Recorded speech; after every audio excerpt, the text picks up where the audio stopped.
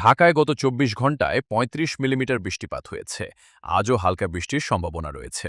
আবহাওয়া অধিদপ্তর জানিয়েছে, মঙ্গলবার ১১ আগস্ট সকাল ৭টা থেকে পরবর্তী ৬ ঘন্টায় রাজধানীর আকাশ অস্থায়ীভাবে আংশিক মেঘলা থাকতে পারে। পূর্বাভাসে বলা হয়েছে, দুপুর পর্যন্ত আকাশ অস্থায়ীভাবে আংশিক মেঘলা থাকতে পারে। দিনের তাপমাত্রা অপরিবর্তিত থাকতে পারে। এ সময়ে দক্ষিণ বা দক্ষিণ-পূর্ব দিক থেকে ঘন্টায় ৮ থেকে ১২ কিলোমিটার বেগে বাতাস প্রবাহিত হতে পারে। আবহাওয়া অধিদপ্তরের দেওয়া তথ্য অনুযায়ী আজ সকাল ৬টায় ঢাকার তাপমাত্রা ছিল ২৬.৩ ডিগ্রি সেলসিয়াস।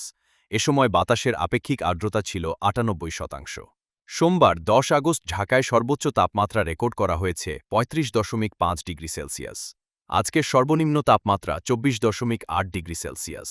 আজ সূর্যাস্ত হবে সন্ধ্যা ৬টা ৩৬ মিনিটে এবং আগামীকাল সূর্যোদয় হবে ভোর ৫টা ৩২ মিনিটে।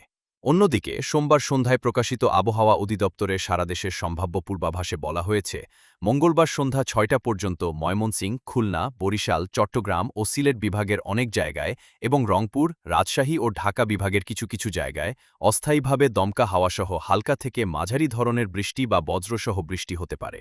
সেই সঙ্গে দেশের কোথাও কোথাও মাঝারি ধরনের ভারী বর্ষণ হতে পারে। পূর্বাভাসে আরও বলা হয়েছে, সারা দেশে দিন ও রাতের তাপমাত্রা সামান্য বাড়তে পারে।